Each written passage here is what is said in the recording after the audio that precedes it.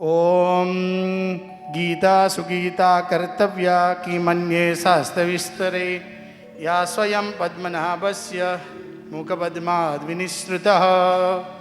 ओम इदं विष्णुर्विचक्रमे त्रेधानि दधे पदं समूढमस्य पाग्मुसुरे स्वाहा। नमोस्तु देव्या सविशालबुद्धे पुल्लारविन्दायतपत्रनेत्र दीनत्वया भारततैलपूर्ण प्रज्वालितो ज्ञानमयप्रदीप व्यासाय व्यासरूपाय विष्णवे। सभी मनोरथ अपने स्थान ग्रहण करें और पूज्य गुरु जी के चरणों में विनंती करते हुए आइए तीसरे पुष्प गीता जी के तीसरे अध्याय में गुरु जी की अमृतवाणी में हम श्रवण करें और जीवन की संहिता के जीवन को सफल बनाएं। जय श्री कृष्ण।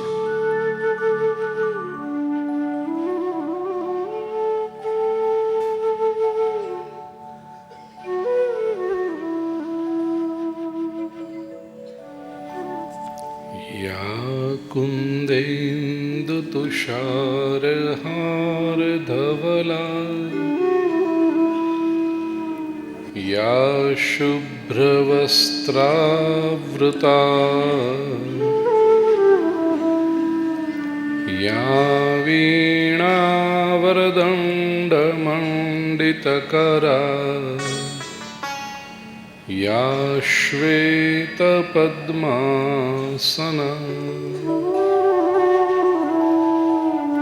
या ब्रह्माच्युतशङ्करप्रभृतिभिर्देवैः सदा वन्दिता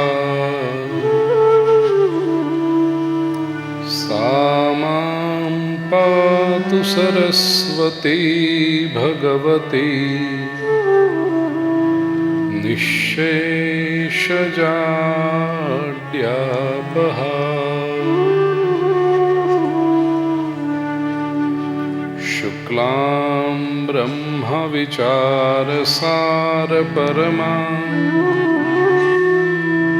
आद्यां जगद्व्यापिनी वीणां पुस्तकधारिणीमभयदां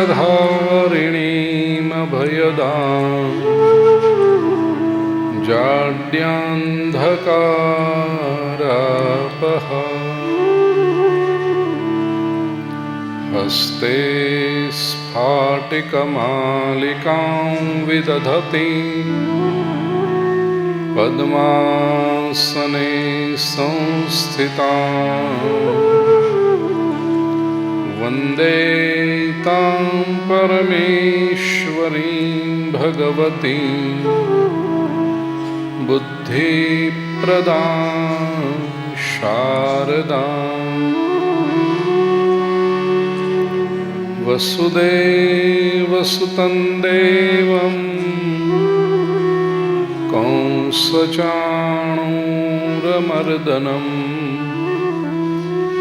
देवकी परमानन्दं कृष्णं वन्दे जगद्गुरुं। गुरुर्ब्रह्मा गुरुर्विष्णुः गुरुर्देवो महेश्वरः गुरुः साक्षात् परब्रह्मा तस्मै श्री गुरवे नमः। नारायणं नमस्कृत्य नरं चैव नरोत्तमं देवीं सरस्वतीं व्यासं ततो जयमुदीरये। श्रीमद्भगवद गीता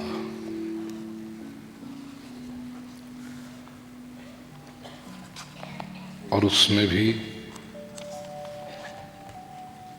तीसरा अध्याय कैडिला परिवार के तत्वावधान में आदरणीय इंद्रवदन भाई मोदी के पुण्य स्मरण में यह तृतीय पुष्प उनकी चतुर्थ श्रद्धांजलि के रूप में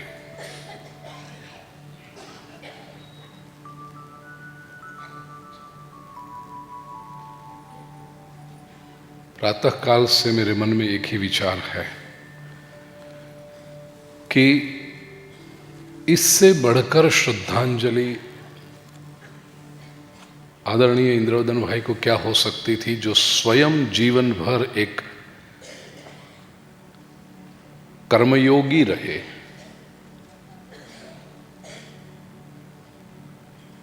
राजीव भाई तो पिता के रूप में उनको जानेंगे ही, लेकिन आदरणीय चीनू भाई जिन्होंने बरसों तक साथ में काम किया,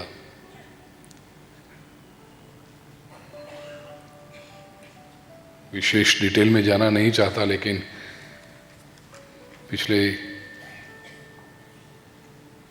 4 वर्षों से राजीव भाई जो बता रहे हैं जब तक मिलना होता है कि at the age of 80 to be fond of horse riding, 80 वर्ष की उम्र में घुड़सवारी का शौक हो, और वो भी पूरे दिन का काम करने के बाद, ये जो जीवन को अपनी समग्रता में जीना चाहते हो, ऐसे एक व्यक्ति wants to live his life fully, totally। तो 80 वर्ष की उम्र में अधिकांश लोग बस हे प्रभु उठा ले, हे प्रभु उठा ले की बात करते हो। निराशा से भरे हुए लोग, और प्रभु भी उनसे कहे कि तुझे उठाकर मैं क्या करूंगा, पड़ा रहे तू वहीं पर।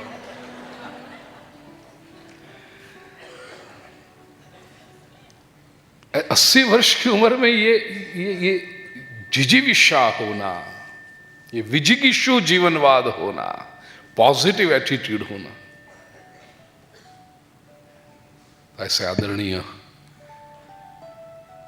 इंद्रवदन भाई के पुण्य स्मरण में भगवद गीता का यह 3रा अध्याय कर्म योग,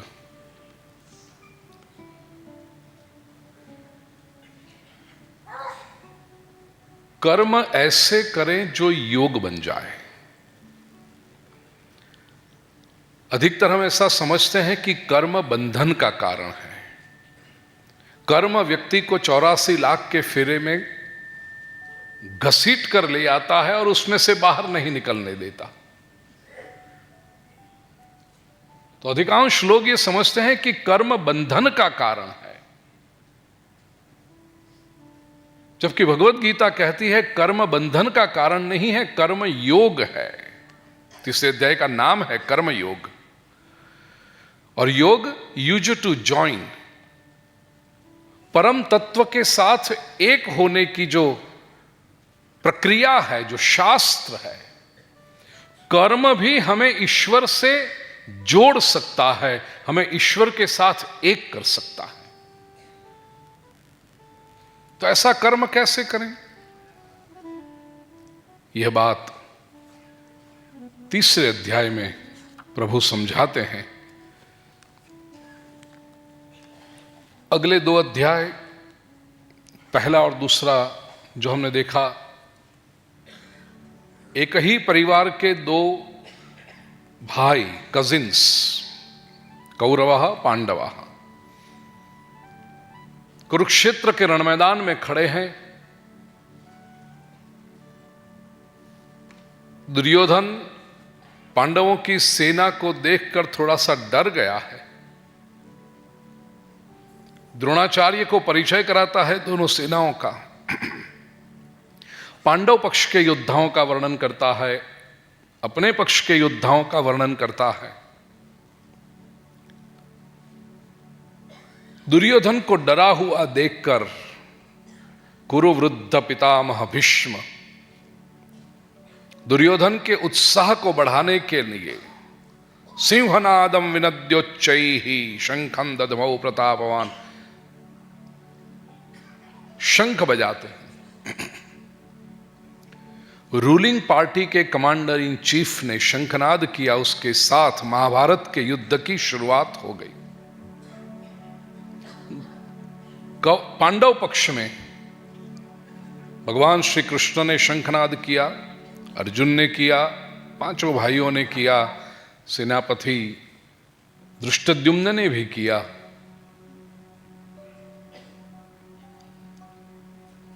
प्रथम अध्याय के 21वें श्लोक में अर्जुन भगवान श्री कृष्ण से कहता है, प्रभु सेनयोरुभयोर मध्य रथम स्थापयमेच्युत।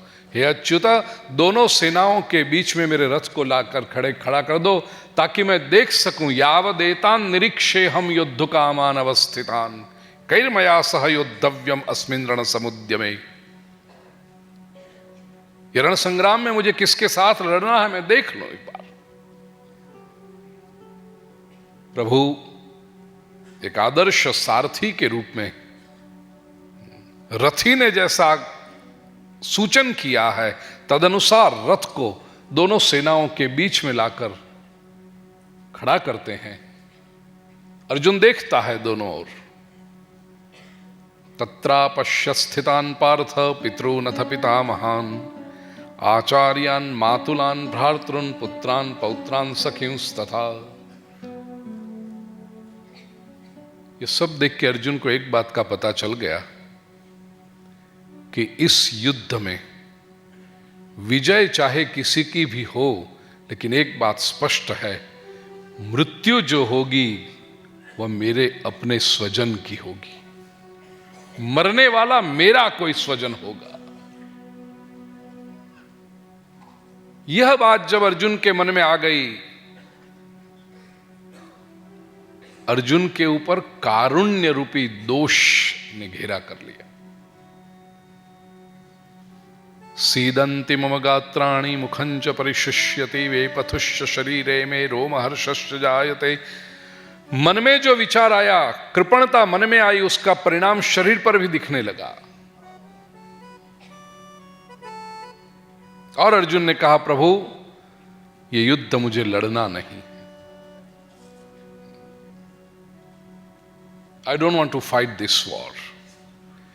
क्योंकि युद्ध से क्या मिलेगा? विजय मिलेगी? नकांक्षे विजयम कृष्ण न च राज्यम सुखानि च।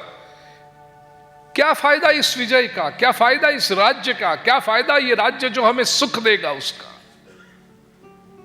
I don't want to have a blood-shedded throne। कारण बताए, कुल नाश होगा, कुल नाश होगा तो कुल धर्म नष्ट होंगे, कुल धर्म नष्ट होंगे तो अधर्म बढ़ जाएगा, अधर्म का असर हमारे कुल की स्त्रियों पर होगा, वर्णशंकर प्रजा उत्पन्न होगी, पितरों को श्राद्ध तर्पण आदि क्रियाएं न मिलेगी, पिंडदान न होगा, पितर नरक में जाकर गिरेंगे। इति अनुशुश्रुम। अर्जुन ने कहा, प्रभु ऐसा मैंने सुना है, इसलिए मुझे युद्ध नहीं लड़ना। ऐसा कह के अर्जुन रथोपस्थ उपाविशत, रथ के पिछले हिस्से में बैठ गया। प्रथम अध्याय वहां पर पूरा हुआ। दूसरे अध्याय में दूसरे और तीसरे ये दो श्लोकों में भगवान श्री कृष्ण ने अर्जुन को जगाने का प्रयास किया। अर्जुन तो क्या कर रहा है? कुतस्त्वा कश्मलमिदं विषमे समुपस्थितम अनारिजुष्टम स्वर्गम अकीर्तिकरम अर्जुन क्लैब्यम मास्मगमः पार्थ नैतत्त्वयि उपपद्यते क्षुद्रम हृदय दौर्बल्यम त्यक्त्वोत्तिष्ठ परंतप। क्या कर रहा है अर्जुन? ये मन की दुर्बलता तुझ में आई कहां से? कुतः? और ये भी विषम परिस्थिति में, in this moment of crisis. अयोग्य है अर्जुन तेरा ये वर्तन। और क्लैब्यम मास्मगमः पार्थ, क्लीब मत बन। अर्जुन ने पहले अध्याय में जो कहा था कि भले दुर्योधन राज्य करता रहे, मैं तो चला जाऊं, भिक्षा मांग के भी जे लूंगा तो चलेगा, अपने लोगों को मारना नहीं चाहता, ऐसी बड़ी बड़ी बातें जो अर्जुन ने की थी, उसको तो लगा था कि मैं ये जो कह रहा हूं सुनकर भगवान बजाएंगे ताली। लेकिन दूसरे अध्याय के तीसरे श्लोक में भगवान ने अर्जुन को दी गाली। क्लैब्यम मास्मगमः क्लीप मत बन, don't be an important Arjun. नपुंसक मत बन, ये तुझे शोभा नहीं दे रहा। हृदय की एक क्षुद्र दुर्बलता को छोड़ दे। उत्तिष्ठ, खड़ा हो, लड़ने के लिए तैयार हो जा अर्जुन। प्रभु ने कहा, लेकिन अर्जुन ने किया नहीं। वो कारण बताने लगा, कैसे प्रभु मैं मारूं इन सबको, ये तो मेरे अपने हैं। लेकिन दूसरे अध्याय के 7वें श्लोक में अर्जुन ने एक बहुत बड़ी हिम्मत दिखा दी, बहुत बड़ा निर्णय ले लिया। अपने मन को यथातथ प्रभु के सामने प्रकट कर दिया। प्रभु, धर्म सम्मूढ़ता से मैं व्यग्र हूं और इतनी बात करता हूं प्रभु, शिष्यस्तेहम शाधिमां त्वाम प्रपन्नम। मैं आपका शिष्य हूं प्रभु, शाधिमां, मुझे उपदेश कीजिए, त्वाम प्रपन्नम, मैं आपकी शरण में आया हूं।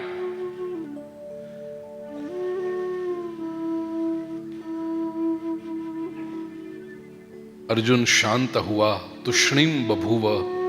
और दूसरे अध्याय के 11वें श्लोक से परमात्मा ने सांख्य शास्त्र का उपदेश शुरू किया है। अशोच्यानन्वशोचस्त्वं प्रज्ञावादांश्च भाषसे, गतासु न गतासुश्च नानुशोचन्ति पंडिताः। ये सब आपको पता है, केवल मैं अपनी परीक्षा दे रहा हूं। ये पिछले 2 वर्षों से हम श्रवण जो कर रहे हैं,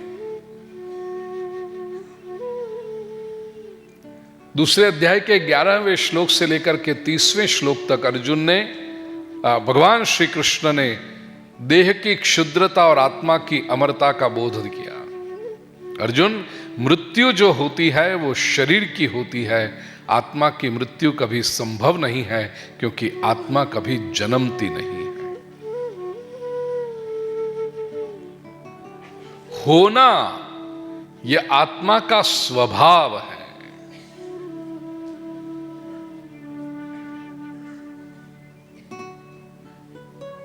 पुराना वस्त्र जैसे व्यक्ति निकाल देता है और नया वस्त्र धारण करता है, ऐसे आत्मा एक पुराने शरीर को छोड़ देती है, नया शरीर धारण कर लेती है। इसलिए चिंता मत कर अर्जुन।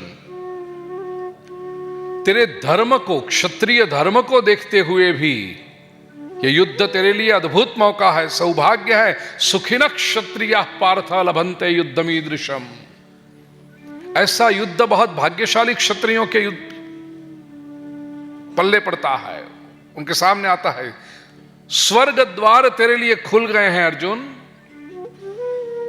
लड़। ये युद्ध यदि तू न करेगा तो तुझे पाप मिलेगा, लोग तेरी बदनामी करेंगे। अर्जुन लड़। एषा ते विहिता सांख्ये बुद्धिर्योगे त्विमां शृणु। भगवान ने कहा, अर्जुन अब ये मैंने तुझे सांख्य की दृष्टि से कहा, अब कर्मयोग की दृष्टि से तू समझ। ये स्वधर्म है तेरा।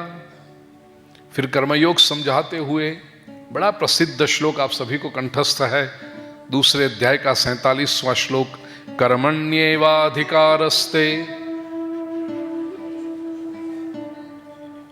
कर्मण्येवाधिकारस्ते मां कर्म फल हेतुर्भुः माते संगोस्त्व कर्मणि। अर्जुन, ये तुझे शोभा नहीं देता। कर्म कर, ये तेरा अधिकार है, ये तेरा कर्तव्य है। योग की बड़ी सुंदर 2 व्याख्याएं दी, योग कर्म सुकौशलम और समत्वं योग उच्यते। बहुत डिटेल में ये विषयों का हमने चिंतन किया और अंत में प्रभु ने स्थित प्रज्ञ का वर्णन किया कि स्थित प्रज्ञ कैसा होता है। अर्जुन ने प्रश्न पूछा था प्रभु से कि प्रभु आप जो वर्णन कर रहे हो कि जिसकी बुद्धि स्थिर हो गई हो, ऐसा व्यक्ति संभव है? क्योंकि हम तो देखते नहीं जिसकी बुद्धि स्थिर हो ऐसा कोई व्यक्ति। यदि ऐसा कोई व्यक्ति हो तो हम उसे पहचाने कैसे? स्थित प्रज्ञस्य का भाषा समाधिस्थस्य केशव, स्थितधिः किम प्रभाषेत किमासीत व्रजेत किम। और दूसरे अध्याय के अंतिम 18 श्लोकों में प्रभु ने स्थित प्रज्ञ का वर्णन किया। प्रजहाति यदा कामान सर्वान पार्थमनोगतान आत्मन्येवात्मना तुष्ट स्थित प्रज्ञस्तदोच्यते। ये पूरा वर्णन करते हुए अंतिम श्लोक में प्रभु ने कहा, अर्जुन ऐशा ब्राह्मी स्थिति पार्थ नैनाम प्राप्य विमुह्यते स्थित्वा स्यामंत कालेपि ब्रह्म निर्वाण मृच्छते। अर्जुन, ये ब्राह्मी स्थिति है, इसको प्राप्त एक बार व्यक्ति कर ले, फिर there is no turning about. फिर व्यक्ति मोहित नहीं होता और अंत काल में भी यही स्थिति में रह करके वो ब्रह्म निर्वाण मृच्छति, ब्रह्म निर्वाण प्राप्त कर लेता है। अब देखिए, एक तरफ भगवान ने दूसरे अध्याय में ज्ञान की भी महिमा बढ़ाई और कर्म की भी बात की। दूसरे अध्याय के 50वें श्लोक में प्रभु ने स्पष्ट कर दिया, अर्जुन बुद्धि युक्तो जहातिह उभे सुकृत दुष्कृते। जो बुद्धिमान व्यक्ति है, ज्ञानी व्यक्ति है, वो सुकृत और दुष्कृत, पाप और पुण्य और पाप दोनों को पार करके मोक्ष पा लेता है। और अंतिम 18 श्लोकों में वही महिमा की, ज्ञान की, स्थित प्रज्ञ जिसकी बुद्धि स्थिर हो गई है, ब्रह्म निर्वाण प्राप्त कर लेता है। और अर्जुन को तो स्पष्ट सूचना दी, अर्जुन युद्धस्, तुझे तो युद्ध करना है, तू युद्ध कर। अब अर्जुन ये तय नहीं कर पा रहा है कि प्रभु एक तरफ आप ज्ञान की महिमा बढ़ा रहे हो, कहते हो कि ज्ञान श्रेष्ठ है, बुद्धि श्रेष्ठ है, और मुझे कर्म करने के लिए कह रहे हो। इस भूमिका से तीसरा अध्याय जो शुरू होता है अर्जुन के प्रश्न से, पहले 2 श्लोक आइए हम साथ में बोले। आओ बहना। अर्जुन उवाच ज्यायसि चेत् कर्मणस्ते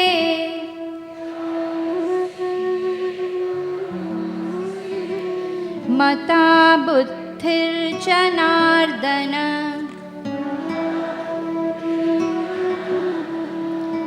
तत्किं कर्मणि घोरे मां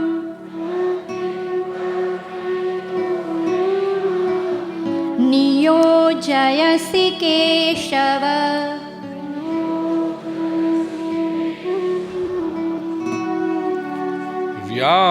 व्यामिश्रेणेव वाक्येन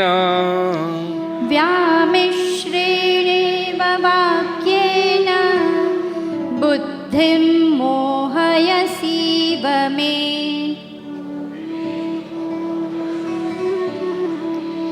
तदेकं वद निश्चित्य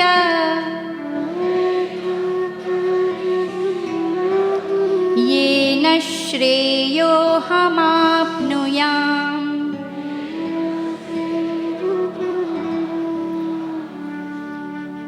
प्रिय स्वजनों,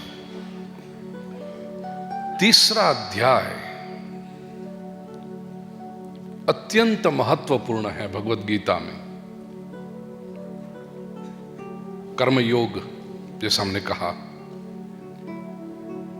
गीता के स्वरूप को जानने की मास्टर की है।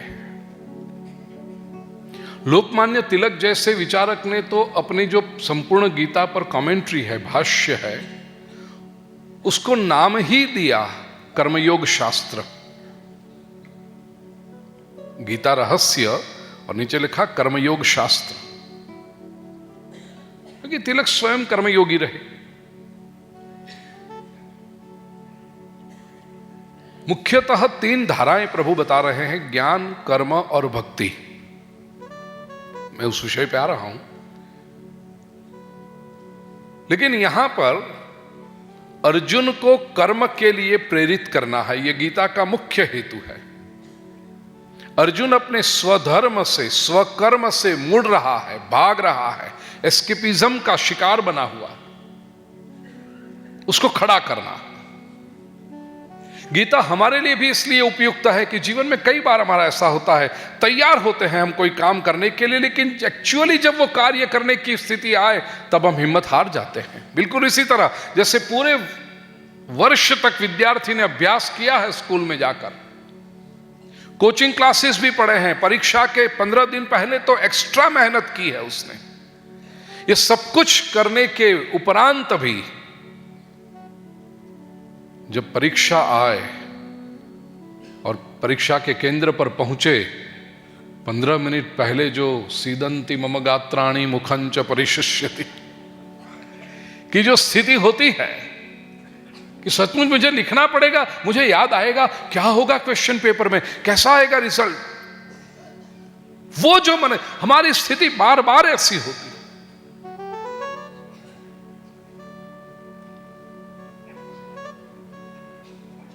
हिम्मत हार जाते हैं, परिस्थिति से भागने का प्रयास करते हैं और उस भागने के प्रयास को रैशनलाइज भी करते हैं, क्योंकि हम हैं बुद्धिमान,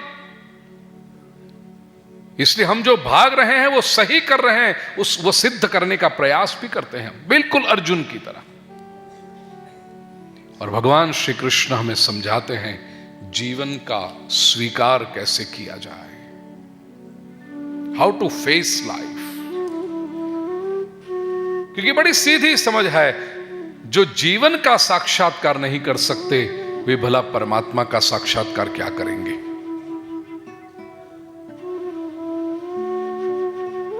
तो गीता का जो स्वरूप है वो समझने की चाबी। कर्मयोग के जो मुख्य विषय हैं इस अध्याय के श्लोकों में हम समझने वाले हैं। 43 श्लोक हैं, 43 वर्सेस इसमें। हाँ, पहले तो प्रभु हमें बताएंगे कर्म कौन सा करना। कर्म से भाग नहीं सकते आप। सच पूछो तो कर्म से भागना वो भी एक कर्म हुआ। कर्म से भाग नहीं सकते, कर्म तो करना पड़ेगा। तो कर्म कौन सा करना है, कैसे करना है, योग्य कर्म किसे कहते हैं, और भगवान श्री कृष्ण बहुत स्पष्ट रूप से समझाएंगे कि ज्ञान भी आगे चलकर पारमार्थिक कर्म में ही ले जाना चाहिए। ज्ञान का परिणाम भी पारमार्थिक कर्म बनना चाहिए, ये प्रभु समझाएंगे।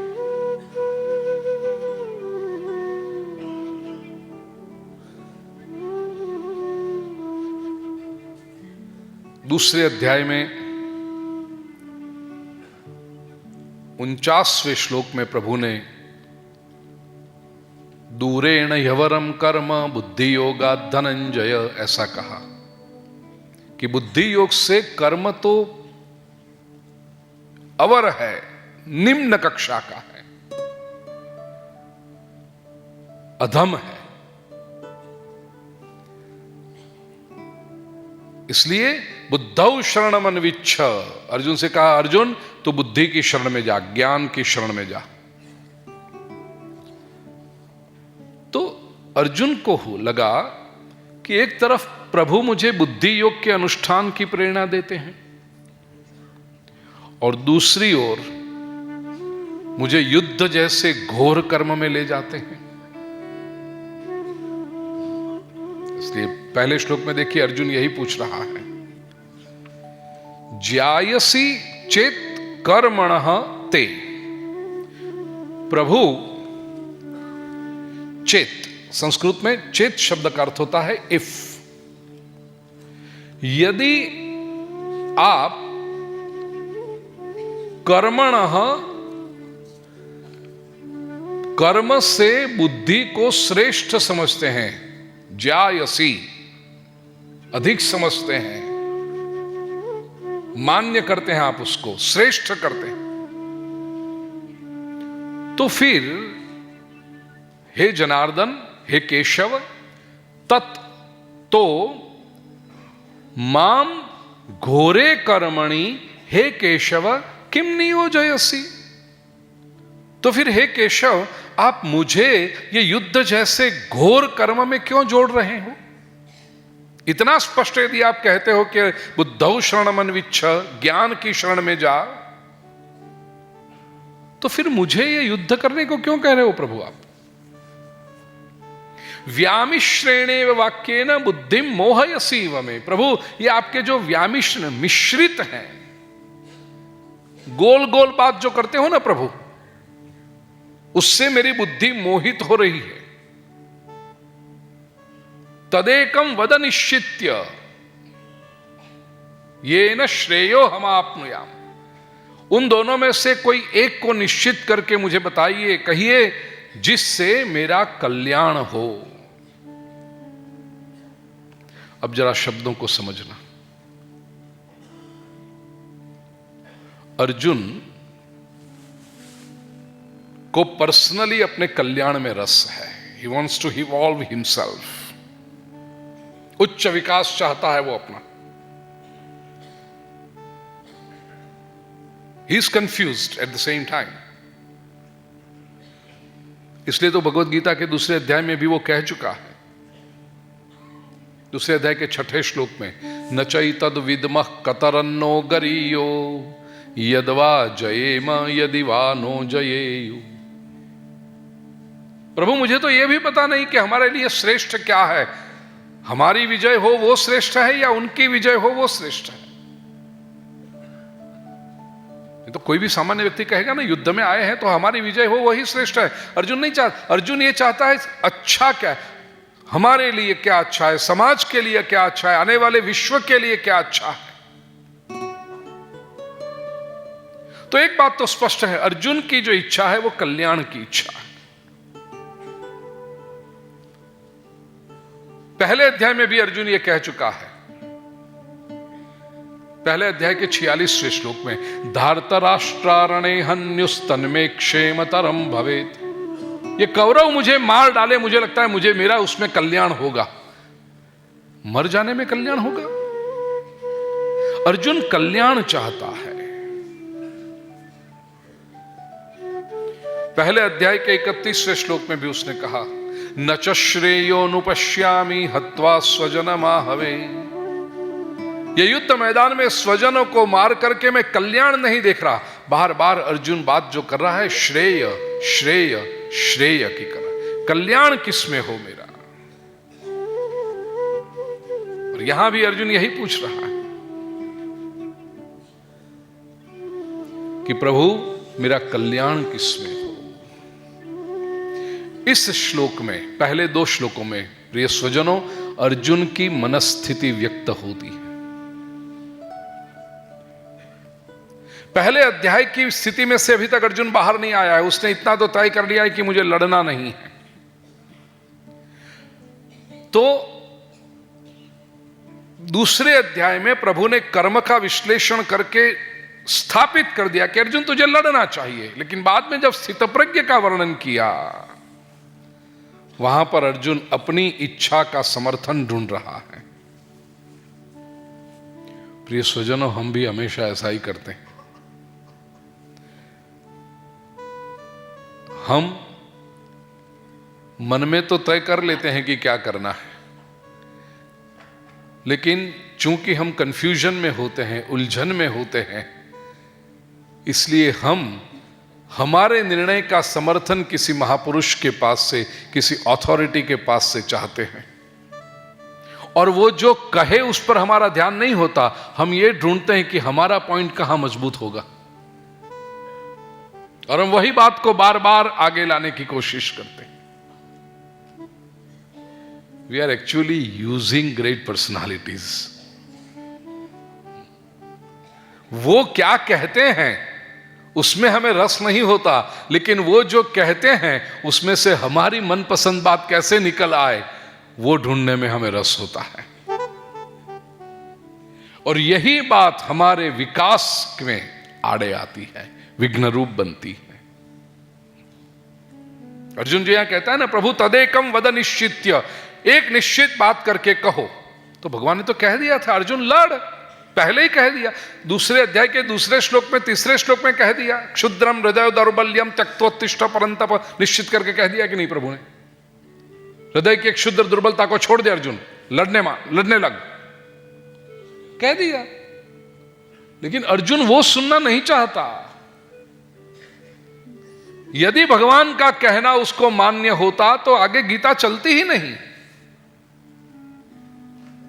अर्जुन भगवान के पास से अपना मनपसंद उत्तर चाहता है। अर्जुन संवेदनशील भी है, बुद्धिमान भी है, कंफ्यूज्ड भी है, इन शॉर्ट हमारे जैसा है। तो जब तक कृष्ण उसके मन की बात नहीं कहेंगे तब तक अर्जुन प्रश्न पूछता रहेगा।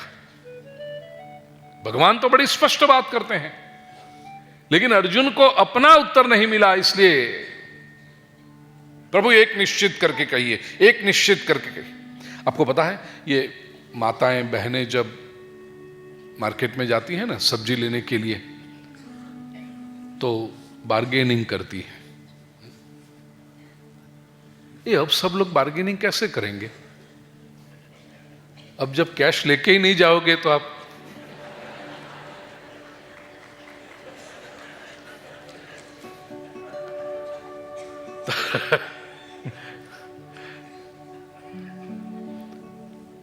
बार्गेनिंग करते हैं।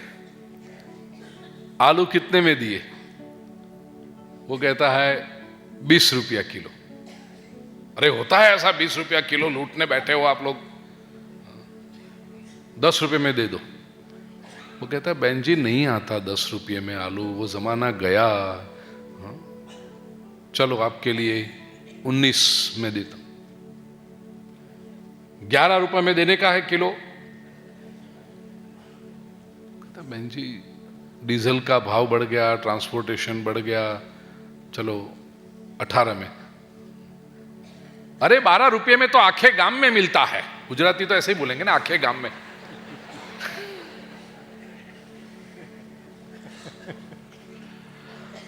₹12 मिलता है। ये आधे घंटे तक जो खींचातानी चलती है, वो खींच खींच के उसको कितने में लाए? वो 16 तक आया है, बहन जी 14 पर आके रुकी है। फिर बहन जी क्या कहती हैं? चलो चलो चलो अब जल्दी से एक भाव कह दो, एक भाव कह दो। ये एक भाव, वो तो बेचारा पहले बोल गया था एक भाव 20 रुपया किलो। बहन जी जो कहती है एक भाव बोलो, चलो एक भाव बोलो। एक भाव मतलब मेरे मन में जो है वो तू बोल।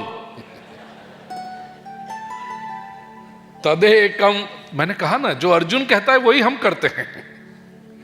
तदेकम वद निश्चित्य, चलो जल्दी एक भाव कर दो।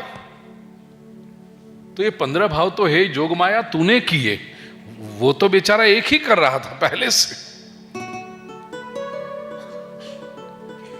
अर्जुन जो कहता है प्रभु से, प्रभु एक बताओ, इसका अर्थ भगवान 2 कह रहे हैं ऐसा नहीं है।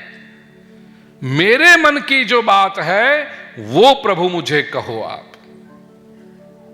कंफ्यूज्ड व्यक्ति और विशेष करके बुद्धिमान व्यक्ति जब उलझन में पड़े तो उसकी यह मनस्थिति होती है, वो सामने वाले व्यक्ति के पास से भी अपना उत्तर चाहता है।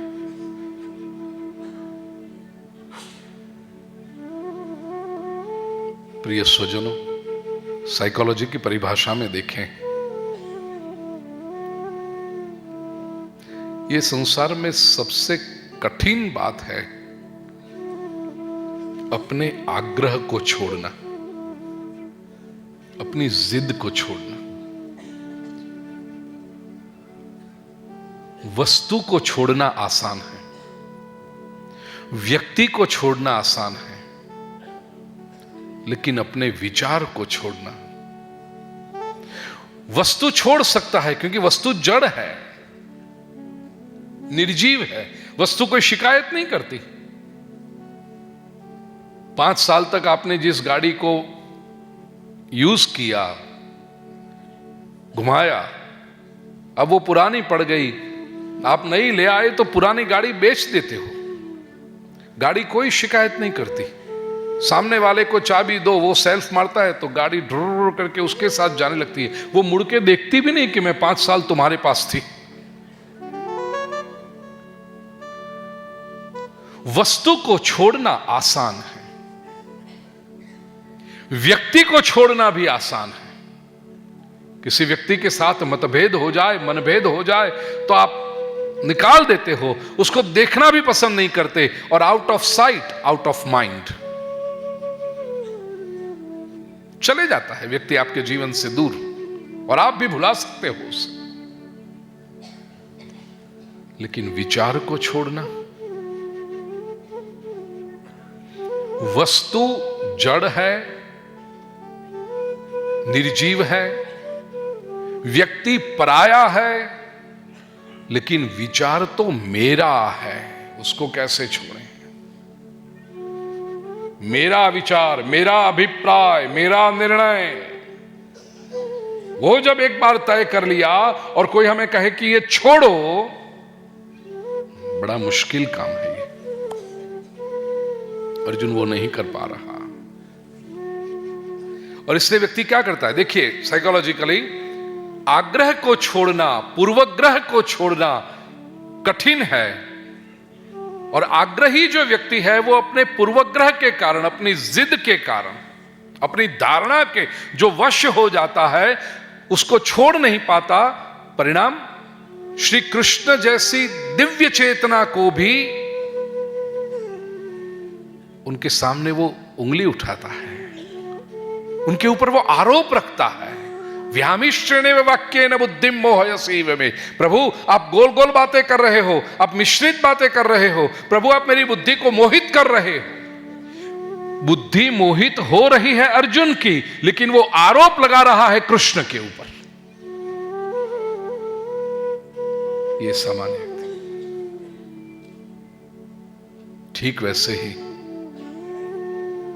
जैसे बच्चा, थोड़ा छोटा सा बालक हो ना, कंफ्यूज्ड हो, एक तरफ भूख भी लगी है, दूसरी तरफ थकान भी है, नींद भी आ रही है। मां कहे बेटा भोजन कर ले, नहीं मुझे सोना है। बेटा भोजन थोड़ा सा खा ले, थोड़ा नहीं। ये कंफ्यूज है, उसको लगी है भूख लेकिन नींद आ रही है, थका हुआ है। दोस्तों के साथ खेलते हुए कुछ घटना भी ऐसी बनी है, 2-4 दोस्तों ने उसे चिढ़ाया है, और छोटे बालक के लिए ऐसा चिढ़ाना तो बहुत बड़ी बात हो जाती है। उसने, मुझे दोस्तों ने कट्टी कर दी मेरी आज। वो सारा उसका जो आक्रोश है ना, भीतर की व्यग्रता कहां प्रकट होती है? मां के ऊपर। मां कह रही है बेटा भोजन कर ले, बाद में सो जा। मम्मी तू ऐसा मत कर, मम्मी तो, मम्मी क्या बुरा कर रही? मम्मी तो कहती है भोजन कर ले। लेकिन वो बालक जो कंफ्यूज्ड है, उसका आक्रोश मम्मी के ऊपर। सच पूछो तो अभी जो मम्मी बता रही है वो करे, उसमें भला है कि नहीं? मम्मी कहते बेटा भोजन कर ले, सो जा। नहीं, अब छोटा सा बालक करे वो तो समझ में आए, लेकिन ये 32, 35, 65, 95 वाले लोग,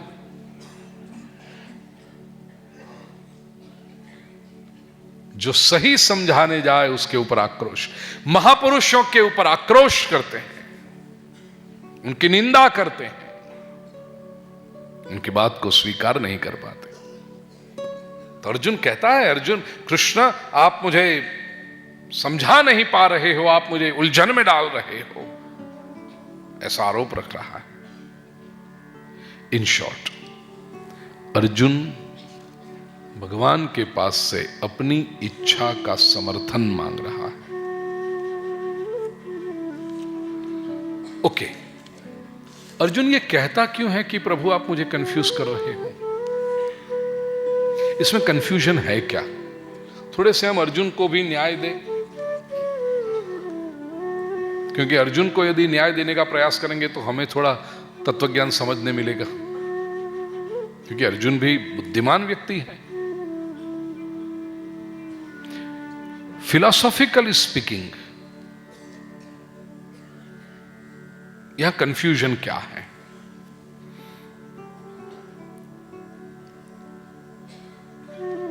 पहले एक ही श्लोक में अर्जुन ने भगवान को दो संबोधन कर लिए, जनार्दन और केशव। ज्यायसी चेत कर्मणस्ते मता बुद्धिर जनार्दन और तत्किम कर्मणि घोरे माम नियोजयसी केशव। ये दोनों नाम का भी अर्थ समझे। जनार्दन के भाष्यकारों ने कई अर्थ किए हैं, मुख्य 3 अर्थ हम समझे तो अर्जुन क्या कहना चाहता है वो हमारी समझ में आएगा। जनार्दन, पहला अर्थ जना अर्दन। जना का अर्थ है माया, अर्दन नाशक। तो जनार्दन माया का नाशक। अर्जुन कहना चाहता है प्रभु आप माया को नष्ट करने वाले हो, तो फिर मुझे यह मोह में क्यों डाल रहे हो। तत्किम कर्मणि घोरे माम नियोजयसि। आप तो माया का नाश करने वाले हो, आप तो जीवन में स्पष्टता देने वाले हो प्रभु। जनार्दन का दूसरा अर्थ जननम, जनम जननम तत्कारणम अज्ञानम च स्वसाक्षात्कारेण अर्दयति हिनस्ति इति जनार्दनः। शंकरानंद जी की व्याख्या है ये, उन्होंने अपने भाष्य में की। जनम जननम, जन और उसका कारण है जनन, जन्म। जन का अर्थ है मनुष्य। कैसे बनता है तो जनन, जन्म के कारण बनता है। और वो उसका कारण क्या है, तत्कारणम अज्ञानम। जब तक अज्ञान है तब तक जन्म है, जन्म है तब तक व्यक्ति आता है। तो जन्म जननम तत्कारणम अज्ञानम च अर्दयति, वो अज्ञान को दूर कर देता है। कैसे, स्वसाक्षात्कारेण, अपने साक्षात्कार से वो अज्ञान को दूर कर देता है। हिनस्ति इति जनार्दन। तो प्रभु आप तो अज्ञान के नाश करने वाले हो और मुझे में उमोह खड़ा कर रहे हो, मुझे कंफ्यूज कर रहे हो। तीसरा अर्थ जनान अर्दयति इति जनार्दन। मनुष्यों का जो अर्दन करता है, मनुष्यों का जो अंत करता है वो जनार्दन है। ब्रह्मा विष्णु और महेश विसर्जन भी करते हैं। प्रभु आपका तो ये कार्य है, कर्तव्य है, स्वभाव है, लीला है आपकी कि आप तो लोगों को मारते रहते हो, लेकिन मुझे क्यों ये मारने का काम सिखा रहे हो। जनार्दन। और चौथा सर्वैहि जनैहि अद्यते याच्यते स्व अभिलषिति अभिलषित सिद्धये इति जनार्दन। सर्वैहि जनैहि अद्यते याच्यते स्व अभिलषित सिद्धये। सभी लोग, सर्वजन जिसके पास याचना करते हैं, अद्यते याचते, याचना करते हैं किसकी, स्व अभिलाष, अपनी अभिलाषा की सिद्धि के लिए सभी लोग जिसके पास अर्दन याचना करते हैं वो है जनार्दन। तो प्रभु मैं भी अपनी अभिलाषा लेकर आया हूं, मेरी अभिलाषा को सिद्ध कीजिए। आप तो मैं चाहता हूं रण छोड़ के भागना और आप कहते हो कि लड़, तो आप अपने नाम से विरुद्ध क्यों जा रहे हो।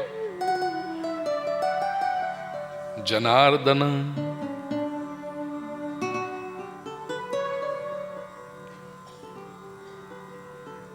केशव। केशव का अर्थ भी बड़ा सुंदर है। क ब्रह्मा जी, ईश शिव जी और व विष्णु। ब्रह्मा विष्णु और महेश तीनों का समन्वय जिसमें है, ऐसे ब्रह्म तत्व समान प्रभु आप हैं केशव।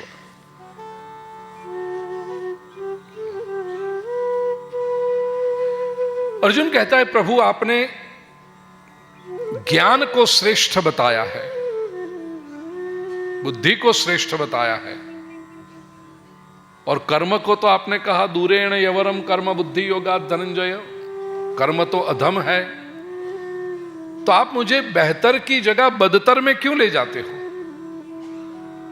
मेरा अधपतन क्यों कराते हो प्रभु? अब तो ब्रह्म स्वरूप हो, केशव हो, और आपके पास में ये जिज्ञासा लेकर आया हूं।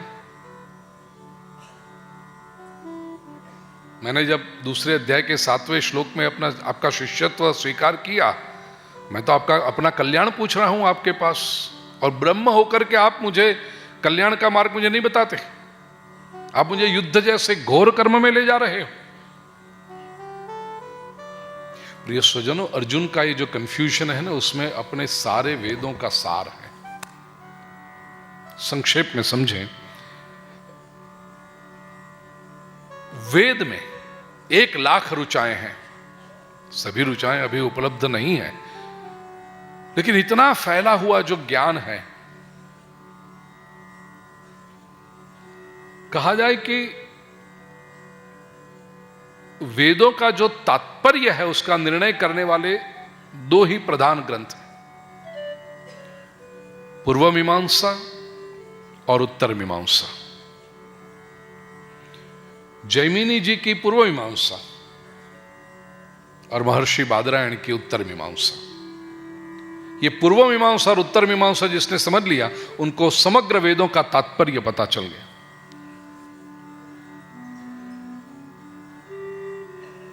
ब्रह्म सूत्र में भी है ना, अथा तो ब्रह्म जिज्ञासा, ऐसी धर्म जिज्ञासा जिसकी हो। वेद में 2 बातें बताई, एक कर्म क्या करना चाहिए, ये वेद बताते हैं। पूरा जो कर्मकांड है वो बताते हैं कि कर्म क्या करना चाहिए, जीवन कैसे जीना चाहिए, पूरा कर्म वेद बताते हैं। और दूसरा, ईश्वर का स्वरूप क्या है, ब्रह्म का स्वरूप क्या है। वेदों में 2 ही बात आती है बस, जीवन कैसा जीना चाहिए और ब्रह्म का स्वरूप क्या है, कर्म क्या करना चाहिए और ईश्वर का स्वरूप क्या है।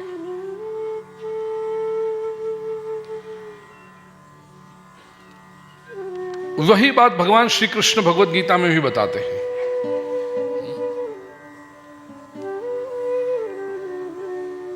कर्म क्या करना चाहिए, इसको कहेंगे प्रवृत्ति, और ईश्वर का स्वरूप क्या है उसको कहेंगे निवृत्ति। तो प्रवृत्ति निवृत्ति लक्षण का दर्शन कराने वाले समग्र वेद हैं।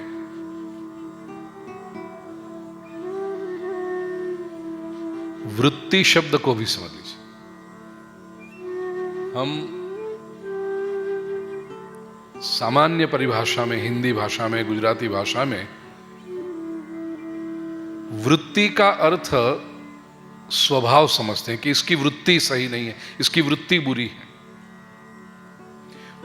वृत्ति को हम सामान्य भाषा में इंटेंशन के अर्थ में लेते हैं, लेकिन तात्विक परिभाषा में, शास्त्रीय परिभाषा में वृत्ति शब्द का अर्थ है कोई भी कार्य करना, जिसको हम व्यवसाय कहते हैं। संस्कृत में यदि कोई पूछे कि आपकी वृत्ति कौन सी है, इसका अर्थ है कि आपका व्यवसाय क्या है, आप क्या करते हो।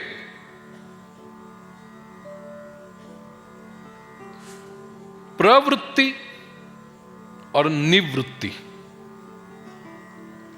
प्रकर्षेण, या तो जो करो वो अच्छी तरह से करो, या निवृत्ति बिल्कुल शांत हो जाओ।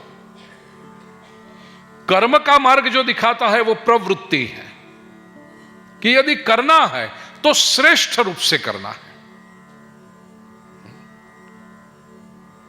अमेरिका के द्वितीय अमेरिका नहीं, लंदन, यूके के, ब्रिटेन के प्रधानमंत्री जो हुए द्वितीय विश्व युद्ध के दौरान, बड़ा प्रभावी व्यक्तित्व विंस्टन चर्चिल। विश्व के जो राजनीतिज्ञ हुए उनमें से जिनके प्रति मुझे आदर है, जिनकी जीवनी मैंने पढ़ी है, उनमें से एक चर्चिल है। बड़ा प्रभावी व्यक्तित्व। चर्चिल के कई प्रसंग में कथाओं में कहता हूं।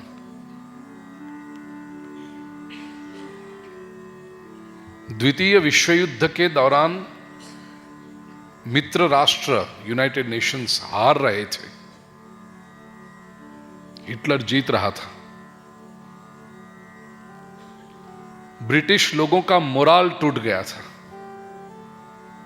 युद्ध में रहकर, और ऐसे समय चुनाव आए और विंस्टन चर्चिल प्राइम मिनिस्टर बने। गजब का व्यक्तित्व, जबरदस्त ऑरेटर, प्रभावी वक्ता। उसने लोगों को ये चिन्ह ऐसा दिया, वी फॉर विक्ट्री। आजकल लोग ये वी करते हैं, ये चर्चिल ने दिया हुआ है, वी फॉर विक्ट्री, हम जीतेंगे। और जीते, वी फॉर विक्ट्री। चर्चिल की बहुत मेरा प्रिय पात्र है वो, लेकिन उसमें मुझे जाना नहीं। चर्चिल का एक सूत्र मुझे बड़ा पसंद है। वो हमेशा कहता था, simple is my taste, I like the best. मेरा टेस्ट, मेरा चुनाव बहुत सिंपल है, जो श्रेष्ठ हो वो मुझे पसंद है, बस। Nothing below the best. करूंगा तो श्रेष्ठ रूप से करूंगा, वरना नहीं करूंगा। ये जो प्रवृत्ति या तो निवृत्ति, ये दोनों में ही व्यक्ति रह सकता है, दोनों में से एक में रह सकता है। जब तक मन में कामना है, और अधिकांश लोगों का यह होगा, मन है तो मन में तरंग उठेंगे, राग द्वेष रहेंगे, पूर्व जो अनुभव है, उसके संस्कार है, उसके आधार पर इच्छाएं जगेगी। इच्छा जगेगी तो इच्छा पूर्ण करने की भी कोशिश करेगा व्यक्ति, उससे कर्म करना पड़ेगा। तो संसार में अधिकांश लोग कर्म प्रवृत्त होंगे, कर्म करेंगे ही।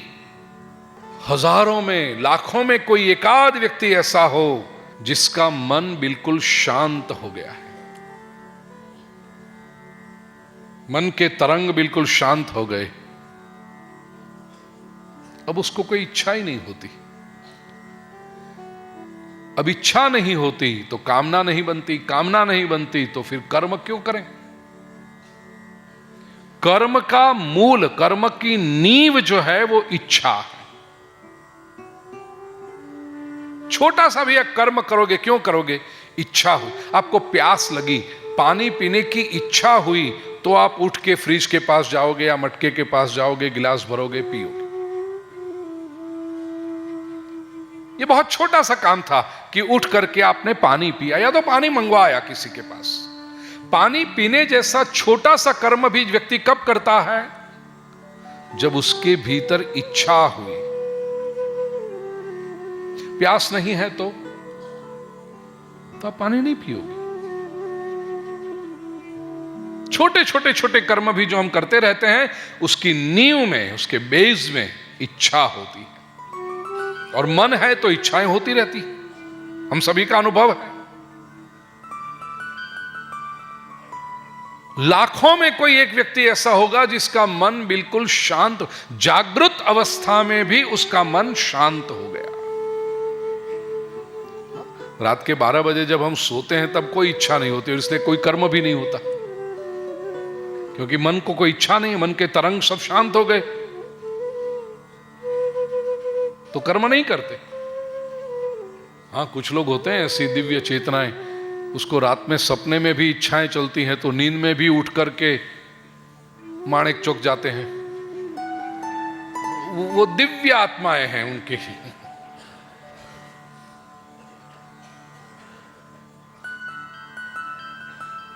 लेकिन एक बार मन शांत हो गया, फिर शांत हो गया। प्रातःकाल जैसे आप जागृत हुए, मन की गतिविधियां शुरू हो गई, तो पहले इच्छा शुरू होगी। इच्छा हुई शुरू कि कर्म शुरू हो गए।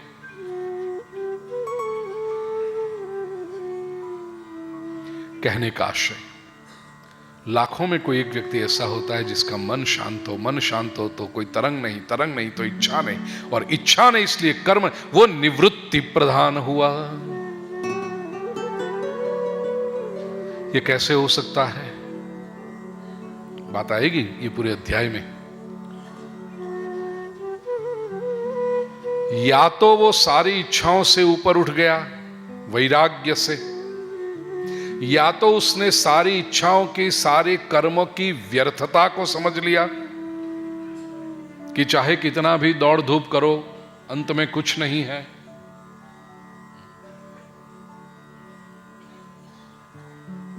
व्यर्थता का जिसको पता चल गया, वैराग्य जिसको जग गया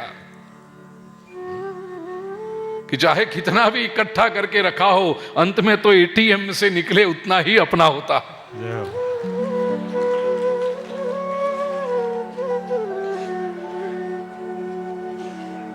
ये वैराग्य जिसमें जग गया तो इच्छा। राजू भाई, आज सुबह एक सुना कुछ मैंने कि अभी कुछ छूट दी ना कि जिसके परिवार में विवाह हो तो वो जाकर के बैंक से 2.5 लाख एक साथ में ले सकता है, बाकी तो सब लोग नहीं ले सकते। तो हमारे गुजरात के एक महाशय पहुंच गए बैंक में, मैनेजर साहब से जाकर कहा साहब 2.5 लाख चाहिए। मैनेजर ने कहा लेकिन आपको पता नहीं, ज्यादा नहीं। हाँ मुझे पता है, लेकिन एक्सेप्शन भी तो है ना, हमारे परिवार में विवाह है इसलिए 2.5 लाख चाहिए। मैनेजर ने पूछा किसका विवाह है? ये गुजराती कहता है तुलसी विवाह।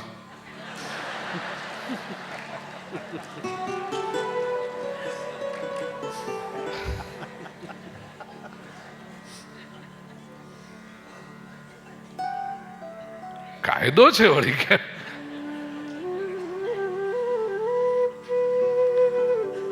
તો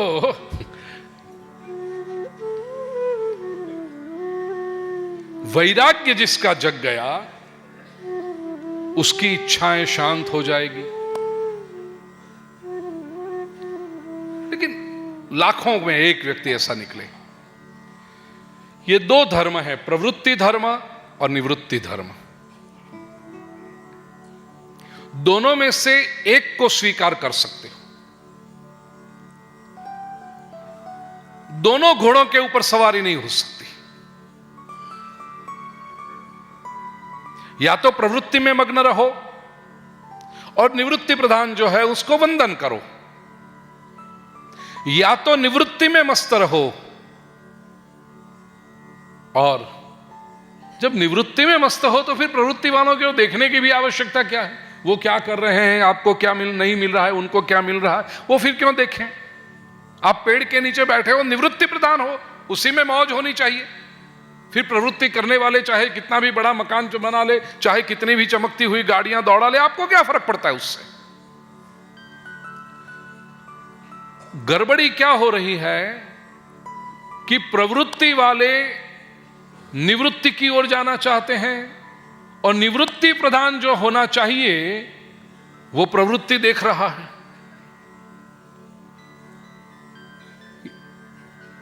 बावाना 2 बगड़ा, ऐसी स्थिति ये होती है। शास्त्रकारों ने बहुत स्पष्ट कहा, या तो व्यक्ति प्रवृत्ति प्रधान रहे या तो निवृत्ति प्रधान रहे। अर्जुन की अभी की जो मनस्थिति है, एस्केपिज्म जो करना चाहता है, वो भागना चाहता है, वो निवृत्ति प्रधान बनना चाहता है। लेकिन श्री कृष्ण को पता है ये निवृत्ति का मटेरियल है ही नहीं, इसका डीएनए कुछ अलग है।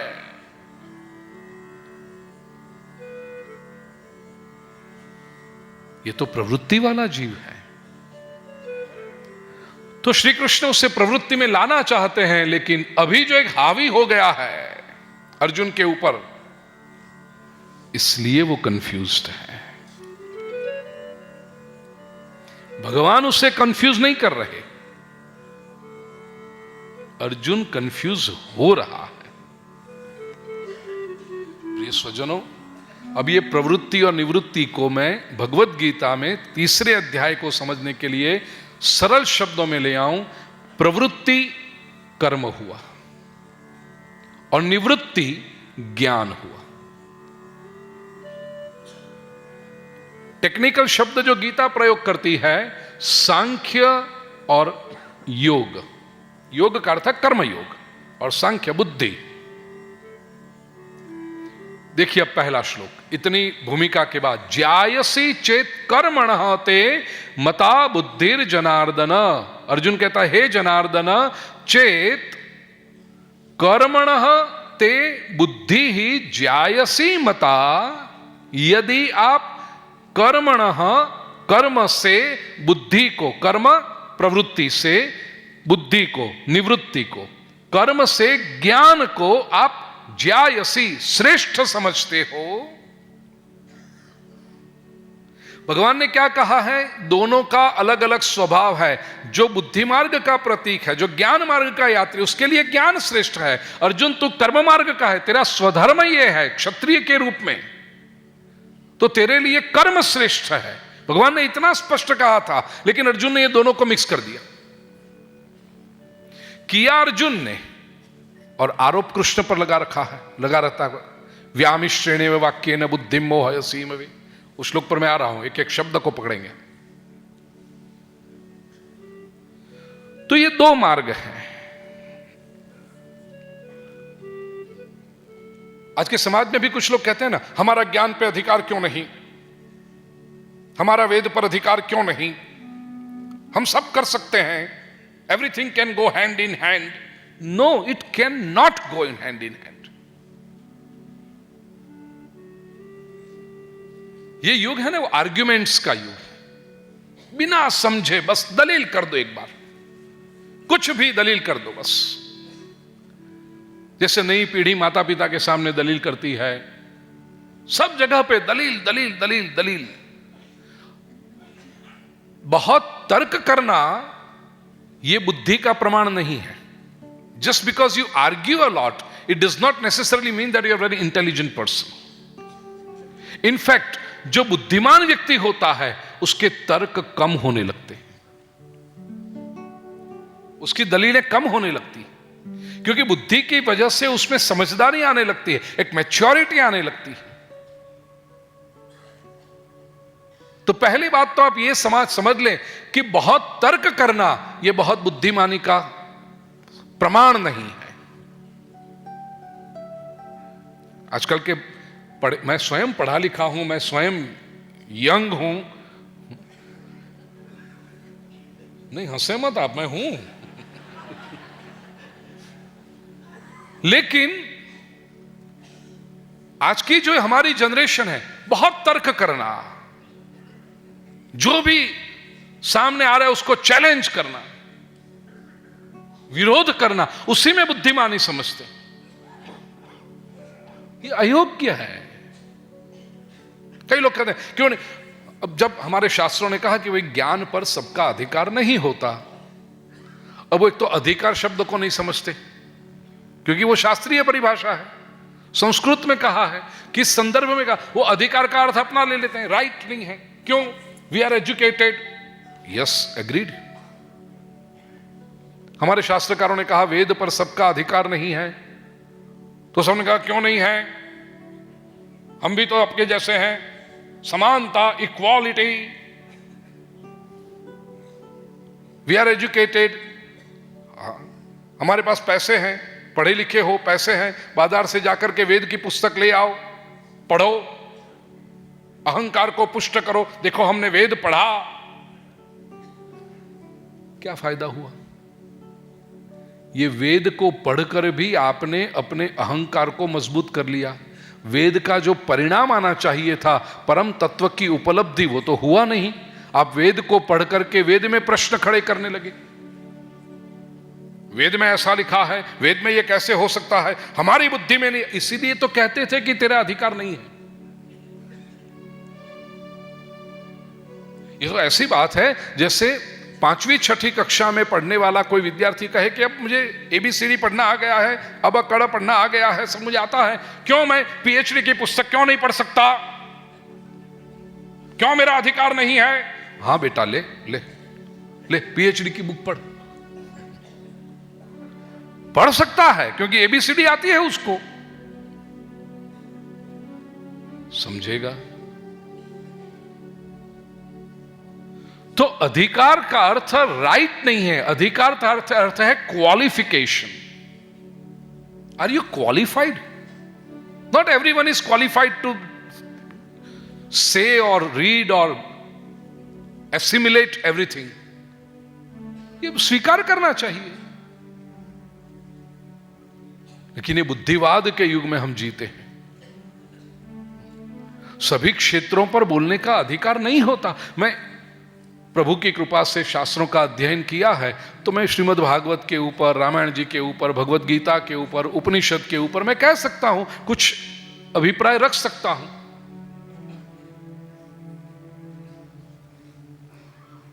लेकिन यदि मैं बीमार हो जाऊं या मेरी माता जी बीमार हो जाए और डॉक्टर के पास जाए, doctor my opinion is this, अरे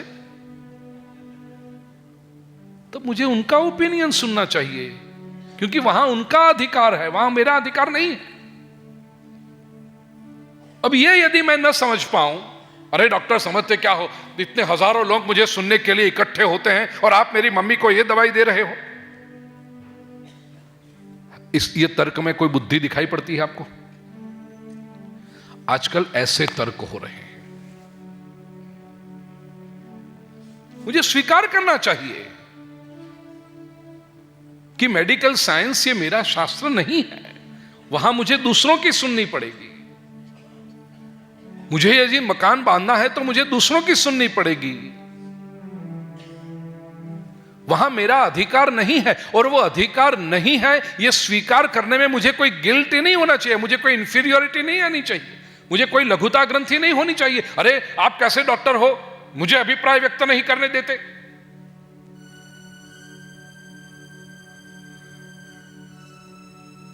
अपनी अपोलो हॉस्पिटल में मेरी माता जी के पैरों की नी रिप्लेसमेंट की सर्जरी की अपने डॉक्टर केसी मेहता, तो मैं शांति से बाहर बैठा था कमरे में।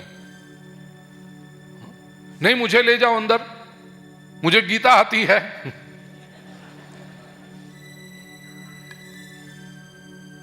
वहां ऑपरेशन थिएटर में मेरा अधिकार नहीं है, वो मुझे स्वीकार करना है, और उसी में मेरी शोभा है। ये स्वीकार करे व्यक्ति। ज्ञान में हमारा क्यों अधिकार? यहां अर्जुन ये पूछ रहा है, आप प्रभु ज्ञान क्या कहते हो, मुझे मेरा क्यों अधिकार? मैं ज्ञान भी कर सकता हूं। नहीं कर सकते अर्जुन, तुम्हारा अधिकार नहीं। ज्ञान के लिए सबसे पहले दृढ़ वैराग्य चाहिए। एक बड़ी सुंदर घटना हमारे शास्त्रों में है। याज्ञवल्क्य जब उपदेश कर रहे थे, प्रवचन कर रहे थे, और बड़े विलक्षण श्रोता उनके पास, बड़े बड़े शास्त्रों के ज्ञाता, विचक्षण व्यक्तित्व, ऐसे लोग उनके श्रोता बनकर बैठते थे। लेकिन उनमें जनक राजा आते थे। अब जनक राजा इतना संपत्तिवान, इतनी जिम्मेदारी लेकर बैठा हुआ व्यक्ति, लेकिन याज्ञवल्क्य के प्रवचन सुनने के लिए आता था। कभी कभी जनक को आते हुए देर हो जाए, 2-5 मिनट देर हो जाए, तो याज्ञवल्क्य प्रतीक्षा करते। बाकी सब लोग आ गए हैं, जनक यदि नहीं आया तो याज्ञवल्क्य कहते थोड़ी प्रतीक्षा करें, बस जनक आते ही होंगे। बाकी दूसरा कोई ना आए तो याज्ञवल्क्य समय पर शुरू कर देते। यदि जनक आ जाए तो उन लोगों को लगता था कमाल है, हम लोग सन्यासी हैं, ब्रह्मचारी हैं, ये जनक तो राजा है, वो कभी टाइम पास करने आता होगा ये सुनने के लिए, लेकिन उनके लिए याज्ञवल्क्य जी प्रतीक्षा करते हैं और हमारी प्रतीक्षा नहीं करते। हमारी न करे न सही, उनकी क्यों करते हैं? और याज्ञवल्क्य को भी पता चल गया कि अन्य ऋषियों के मन में यह विचार चल रहा है और ये ज्यादा देर चले तक वो अच्छी बात नहीं है। एक घटना हुई, मिथिला में आग लगी। यहां मिथिला से बाहर आश्रम में शास्त्रार्थ चल रहा है, अध्ययन चल रहा है, और वहां से समाचार आए मिथिला में आग लगी। ये ऋषि मुनि भी वहीं से आए थे, वहीं किसी का छोटा सा आश्रम था, किसी का मंदिर था, किसी का कुछ था। एक के बाद एक उठकर दौड़ने लगे। पूछा जाए उनसे, क्यों भागे? नहीं, ये समाचार आए आग लगी है, हमारे आश्रम तक पहुंच गई है, तो हमारी कुटिया जल जाएगी ना। पर्णकुटिया, पर्णकुटी में क्या था? घास की कुटिया थी, जल जाएगी। दूसरा कोई महात्मा उठकर भागा, क्यों? मेरी लंगोटी जल जाएगी वहां पर। तीसरा उठकर भागा, मेरा कमंडलू जल जाएगा उसमें।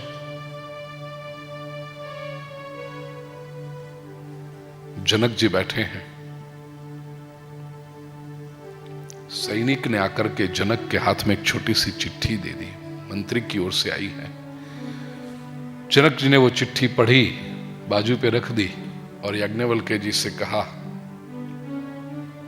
महात्मन संवाद चालू रखें, शास्त्र का अध्ययन। याज्ञवल्क्य जी पूछते हैं, राजन ये चिट्ठी क्या आई? जनक जी कहते हैं, महात्मन चिट्ठी में ऐसा लिखा है कि मिथिला में जो आग लगी है वो मेरे महल तक पहुंच गई है और महल भी अब जलना शुरू हुए हैं, तो प्रधान जी ने चिट्ठी भेजी।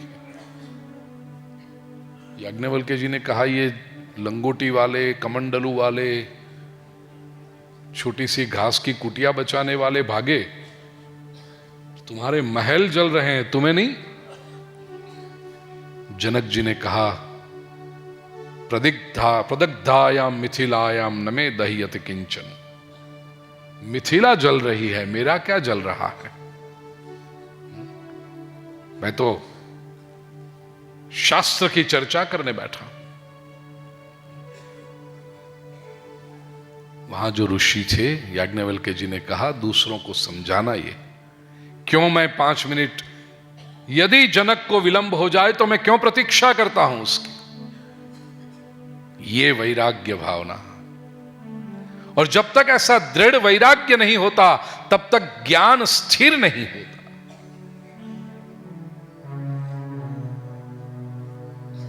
मध्ययुगीन गुजराती एक भक्त कवि ने कहा, ज्ञान रे टके नहीं वैराग्य विना। बिना वैराग्य के ज्ञान टिकता नहीं। इसलिए हम बड़ी बड़ी वेदांत की चर्चाएं सुनते हैं, लेकिन वही लोग आके कहते हैं, सुनते हैं तब तो बड़ा आनंद आता है, इतना अच्छा लगता है ना, लेकिन 2-4 दिन के बाद सब भूल जाते हैं। क्यों? क्योंकि वैराग्य नहीं है। वैराग्य का अर्थ केवल गेरुआ कपड़ा पहन के, भगवा कपड़ा पहन के भाग जाना, वो नहीं है वैराग्य। वैराग्य का अर्थ है अनासक्ति, अनअटैचमेंट। वो कमी है, अनासक्त होकर जीना। अर्जुन में वो नहीं था। बात ये दोनों एक ही है, ज्ञान और कर्म, सांख्य और योग। लेकिन वो एक इसलिए नहीं हो सकते। एक विचारक ने बड़ा सुंदर समझाया है उसको कि सांख्य और योग ये रेल की पटरी जैसे, दोनों पैरेलल जाते हैं, मिलते नहीं कभी दोनों। जाते एक ही जगह है और उनका सदुपयोग करके जो ट्रेन है वो आपको लक्ष्य तक पहुंचाती है, लेकिन ये दोनों पटरी कभी मिल नहीं सकती। ऐसे सांख्य और योग, ये दोनों को आप समन्वय नहीं कर सकते। हम संसार में भी रहें और ज्ञान की भी बातें करें, हम प्रवृत्ति भी करें और निवृत्ति भी करें, ये दोनों साथ में नहीं हो सकता। लक्ष्य एक है लेकिन मिल नहीं सकते, दोनों पैरेलल चलते हैं। समुच्चय जो है, वेदांत में दो प्रकार के समुच्चय बताए हैं। एक क्रम समुच्चय और दूसरा सह समुच्चय। क्रम समुच्चय प्रवृत्ति कर लो और प्रवृत्ति से पर होकर के निवृत्ति में प्रवेश करो। कर्म ठीक तरह से कर लो और ऐसे जैसे फल पक जाए कि आप मुक्ति के मार्ग पर चलो। बड़ा प्रसिद्ध मंत्र शिव जी की स्तुति के रूप में हम जो लेते हैं ना, त्र्यंबकं यजामहे सुगंधिम पुष्टिवर्धनम उर्वारुकमिव बंधनात् मृत्योर्मुक्षीयमामृतात्। ये ऋषि कहता है, हे त्र्यंबक, त्रियंबक, तीन नेत्र वाले, यजामहे, हम उनकी उपासना करते हैं, सुगंधिम पुष्टिवर्धनम, कर्मों की सुगंध बढ़ाते हैं, जीवन में पुष्टि की वृद्धि करते हैं। त्र्यंबकं यजामहे सुगंधिम पुष्टिवर्धनम उर्वारुकमिव बंधनात् मृत्योर्मुक्षीय। उर्वारुकम इव,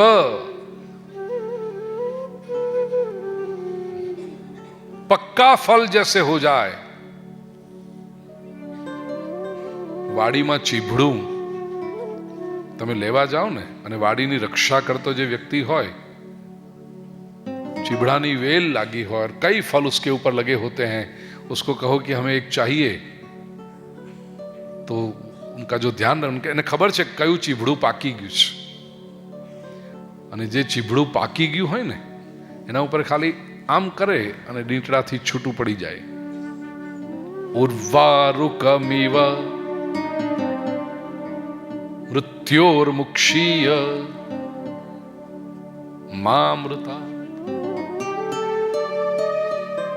અને કાચું ચીભડું હોય તોડવા જાય તો આખી વેલ રફે દફે થઈ જાય,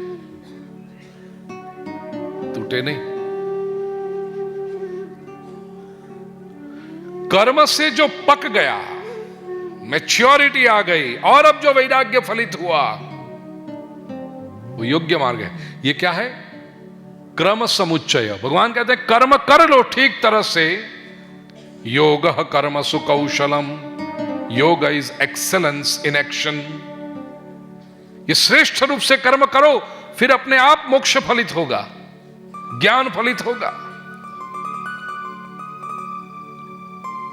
या फिर दूसरा मार्ग जो बताया, समत्वं योग उच्यते. योग इज इक्वानिमिटी ऑफ माइंड. या तो बिल्कुल अनासक्त हो जाओ और फिर जो कर्म हो रहे हैं स्वीकार करते जाओ. फल की किसी भी अभिलाषा के सिवा कर्म करना सीख लो. कर्म तो होगा, वहां कर्ता नहीं होगा. अहंकार बिल्कुल भी अंदर नहीं आएगा. जैसे रोबो काम करता है ऐसा शरीर काम करेगा, पूर्ण एफिशिएंसी के साथ, पूर्ण समझदारी के साथ, लेकिन बिल्कुल अनासक्त होकर, राग द्वेष रहित. तो या तो पूर्ण ज्ञान पाकर के फिर कर्म शुरू करो, या तो पूर्ण कर्म करके ज्ञान की दिशा में जाओ. ये क्रम समुच्चय है, लगेंगे दोनों लेकिन एक के बाद एक. हम कर्म भी करते रहे और वहां ज्ञान की भी बातें कर, ये दोनों संभव नहीं है.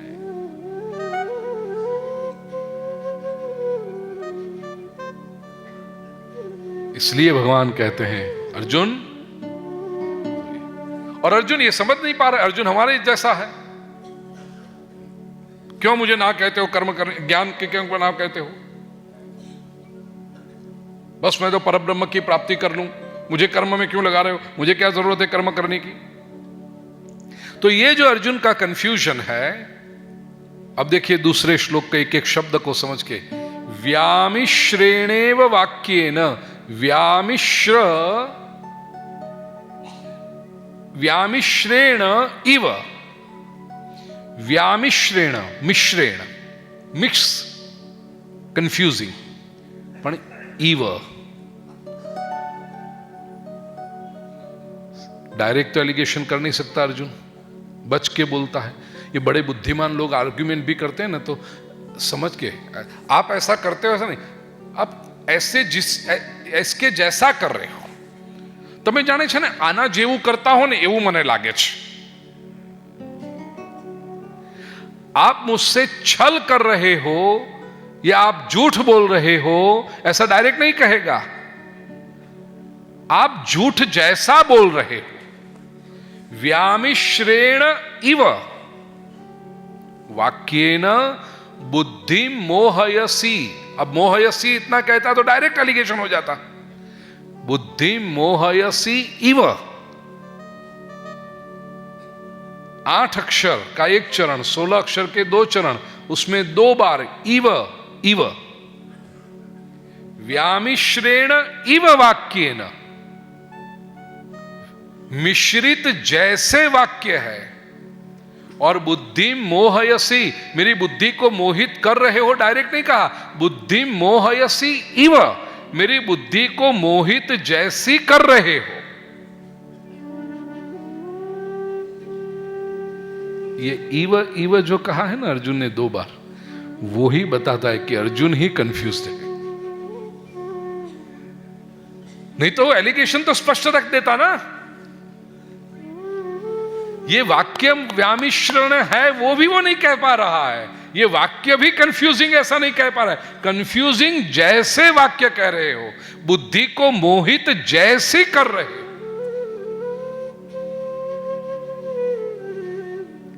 ये बता रहा है कि अर्जुन का कॉन्फिडेंस नहीं है। हमने कहते जैसे नहीं, जैसे ऐसा होता है ना, वो ऐसा नहीं, जैसे आप यहां जैसे जा रहे हो, जैसे जैसे हो रहा है, जैसे जैसे जैसे अर्जुन ये बात कर रहा है यहां पर, इव इव इव, तदेकं वद निश्चित्य। तो नम्रता की दृष्टि से देखें तो अर्जुन कह रहा है कि प्रभु आप तो शायद सही कह रहे हो, लेकिन मैं जैसा समझ नहीं पा रहा हूं, मेरी बुद्धि जैसे मोहित हो रही है, इसलिए प्रभु कृपा करें।